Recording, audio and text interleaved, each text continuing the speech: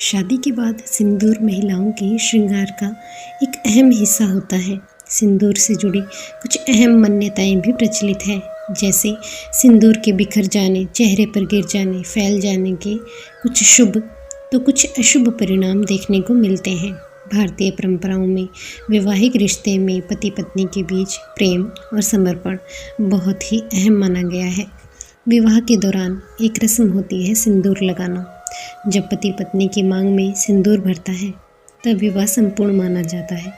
हिंदू धर्म में विवाहित स्त्री को सिंदूर लगाना अनिवार्य माना गया है।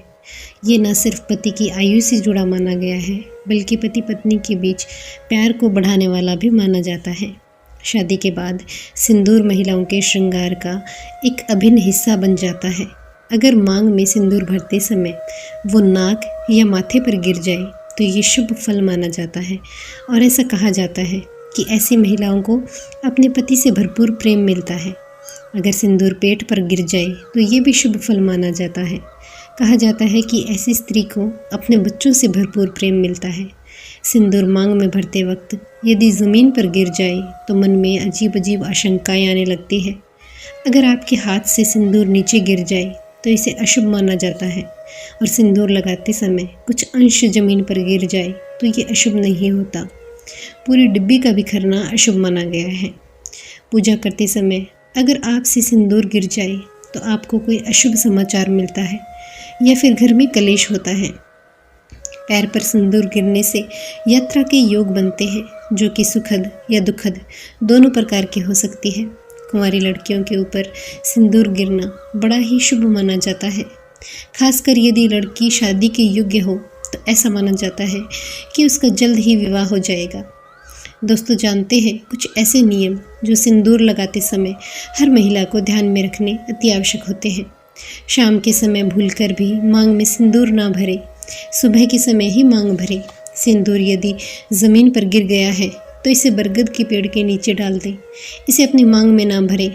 एक सुहागिन महिला को माथे पर तिलक लगाते समय मांग ज़रूर भरनी चाहिए।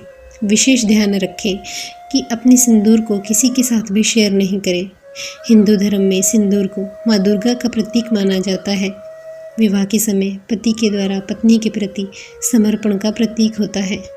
सिंदूर का रंग लाल होता है, जो माँ पार्वती का प्रतीक होता है। यही वजह है कि सिंदूर लगाने से माँ पार्वती से अखंड सौभाग्य का आशीर्वाद मिलता है। सिंदूर माँ लक्ष्मी के सम्मान का प्रतीक है। धार्मिक त्योहार व्रत में सिंदूर का प्रयोग किया जाता है। रामायण के अनुसार माता सीता रोज मांग में सिंदूर लगाती थी। एक कथा के अनुसार श्री हनुमान माता सीता से पूछते हैं कि आप सिंदूर क्यों लगाती हो, तो माता सीता बोली कि इससे श्री राम की आयु लंबी और जीवन स्वस्थ होता है। इस पर बजरंगबली सोचने लगते हैं कि यदि केवल मांग में सिंदूर लगाने से प्रभु की आयु लंबी होती है तो पूरे शरीर पर सिंदूर मलने से तो मेरे प्रभु हमेशा के लिए मेरे हो जाएंगे। और बजरंगबली पूरे शरीर पर सिंदूर मल लेते हैं। धार्मिक मान्यता के अनुसार सिंदूर पति को संकटों और अकाल मृत्यु से बचाता है। मान्यता है कि दीपावली और करवा चौथ के दिन पति के द्वारा पत्नी की मांग में सिंदूर भरा जाए तो इससे दोनों के बीच प्रेम बढ़ता है। विवाह के बाद महिलाएं नए माहौल, नए परिवेश में आती है, जिसके लिए उन्हें मानसिक प्रबलता की आवश्यकता होती है। पौराणिक मान्यताओं में सिंदूर के लाल रंग को माता पार्वती और सती की ऊर्जा से व्यक्त किया गया है, और स्त्री के मानसिक संतुलन को बनाए रखने में सिंदूर को कारगर माना गया है। माता लक्ष्मी की पूजा में सिंदूर का प्रयोग किया जाता है। एक पौराणिक कथा के अनुसार माँ लक्ष्मी पृथ्वी पर 5 जगहों पर निवास करती है। उनमें से एक है स्त्री की मांग। अतः मांग में सिंदूर भरने से माँ लक्ष्मी की कृपा प्राप्त होती है। मस्तिष्क के मध्य भाग में सिंदूर लगाने को वैज्ञानिकों ने भी बहुत अच्छा बताया है। वैज्ञानिकों के अनुसार सिंदूर में 12 धातु पाई जाती है। इसे मांग में लगाने से विद्युत ऊर्जा उत्पन्न होती है। इससे सर दर्द और अनिद्रा में राहत मिलती है। साथ ही मस्तिष्क के रोगों में भी राहत मिलती है। यदि आप सिंदूर लगाती हैं तो मस्तिष्क को मजबूती मिलेगी। हिंदू धर्म शास्त्र के अनुसार महिलाओं को विवाह के समय 7 बार सिंदूर लगाना चाहिए। साथ ही महिलाओं को बालों के बीचों बीच लंबी मांग भरकर सिंदूर लगाना चाहिए। साथ ही माना गया है कि इससे पति की आयु में वृद्धि होती है आजकल महिलाएं फैशन के लिए माथे के अंत में थोड़ी सी जगह सिंदूर लगा लेती हैं।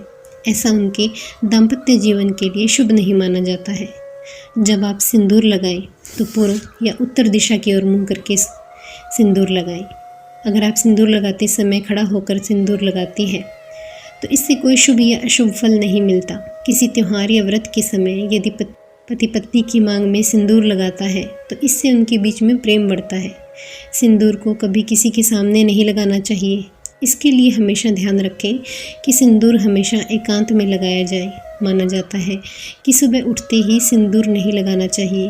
अपने दैनिक जीवन के कार्य समाप्त कर सिंदूर लगाना चाहिए।